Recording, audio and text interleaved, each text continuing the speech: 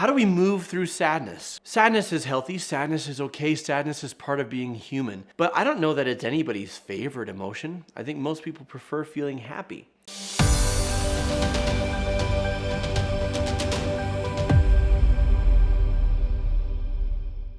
So how do we move through sadness to happiness? 4 things. 1, feel it, don't fight it. 2, don't feed it, but let it happen. 3, resolve what you can. 4, grieve what you cannot. So first of all, feel it, don't fight it. One of my very first therapy clients when I was in graduate school was a woman whose husband had recently died, whose son was in the military and was about to go off to war. She carried a lot of grief about her husband and a lot of anxiety about her son and sadness at the thought that she might lose him too, or at the very least that she wasn't going to see him for a couple of years. And her response was to pull herself up by her bootstraps, to put her chin up, to throw herself into her work, to throw herself into her responsibilities. The reason she came to therapy is because she kept having these attacks of crying and sadness and grief.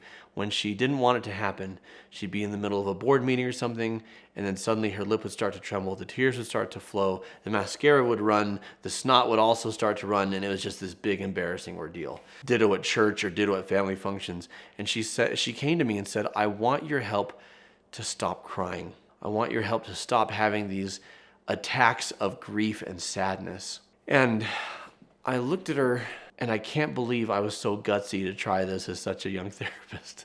But I said, do you poop? And she says, excuse me? And I said, pooping, do you poop? She goes, of course I poop. Everybody poops. I'm like, that's my favorite book. She says, everyone poops. And I said, can you imagine if you had an uncomfortable experience, like just a really either gnarly poop or painful poop, and you said, that's it, no more pooping? And you went to a specialist for help to not poop anymore? What would happen if you didn't poop anymore? She's like, it would get backed up. What would happen if you just held that all inside? I said, walk me through it. And she said, well, I imagine it would get backed up. And I said, and if you felt that you needed to, but you just clenched and you just held it in, she says, yeah, it would get backed up in a really nasty way. And then it might not come out at all. And I said, you probably have to go to the hospital. She says, yeah. And I said, they'd probably have to use like a hose or a tube or something. And I'm like, that would be a horrific, awful mess. And she says, I see where you're going with this. I said, you have to be regular with your crying. You want my help to not feel sad. You want my help to not tear up.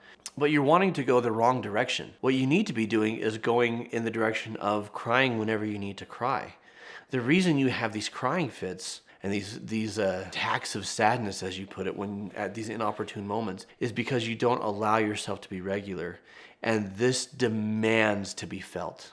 The sadness will be felt, it demands to be felt, and so it will make itself known and make its voice heard at the inopportune times. I said, so yeah, I mean, I'm not saying cry whenever you have the urge to cry. I'm saying if you have the urge to cry and you're not in a place where you feel comfortable doing so, excuse yourself and go sit in your car. Or go into the restroom and cry, right? Or have a private moment.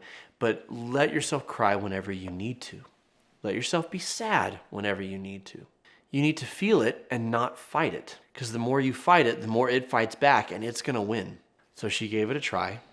And all that week, whenever she needed to cry, she would let herself cry. Either right then or there, or she would excuse herself and go someplace and have a good cry. And she found that she wasn't having these attacks anymore of sadness. They weren't coming because she was being regular. You need to feel it, don't fight it. The next thing is to not feed it, but let it happen. So we said, feel it, don't fight it. There's 2 extremes here, right? You need to feel it. On one extreme, you could fight it. On the other extreme, you could feed it. And that's not going to help you either. Just really having what people call a pity party. There's a difference between venting and having a pity party. There's a difference between expressing your sadness. And I don't like the phrase pity party. I get it because it's condescending. But it speaks to a truth, which is that at a certain point, you've gone from, I'm going to pull myself up by my bootstraps and not feel sad, to the other extreme of, I'm not going to pull myself out of this. I'm going to stay in this gear. I'm not going to live my life. I'm not going to make things better. I'm not going to do the things that I need to do. I'm just going to sit in this grief and despair, and that's not healthy either. So don't feed it, but yes, feel it. And my experience is that these things run their course. There are things in my life where I'm going to be a little bit sad until I can resolve this or mourn this. But if I let myself be sad, then I feel happy. Right? I had a good cry, or I had a good talk, or I did what I needed to do. And now I can have, at the very least, the bittersweet experience of some joy. The third is to resolve and fix what you can. Sometimes we feel sad because things are wrong that we can put right. There's a friendship that's damaged that we haven't done everything we could do to make it right. There's a relationship that's on the rocks that we haven't done everything that we could do to fix. So resolve what you can. If I feel sad because my son and I aren't close, I can go and apologize to him. If I feel sad because my daughter and I are struggling, I can go and say, hey, we haven't hung out one-on-one in a while. I'd like to spend some time just you and I. I can take steps, I can take measures. And then there are things that you can't fix. The relationship is too far gone. The other person's not willing to do the work. You've lost someone, they've passed away. They're not here anymore. Those are things that you need to grieve. And how do you grieve them? By feeling the sadness. How do you grieve them?